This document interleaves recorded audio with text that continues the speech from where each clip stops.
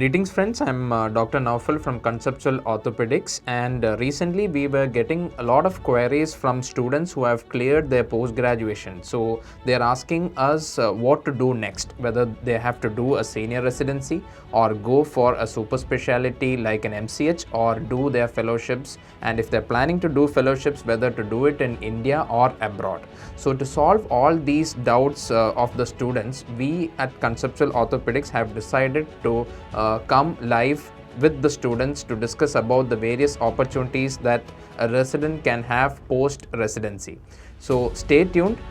This Thursday evening 5 o'clock we'll be there to clear all your doubts regarding super specialty exams as well as the NEET F&B exams. We also have a few students who have cracked the NEET super specialty exams in 2022. So we'll be taking their inputs also on how to prepare for these exams. So we'll meet you on Thursday evening. Until then, it's bye from me.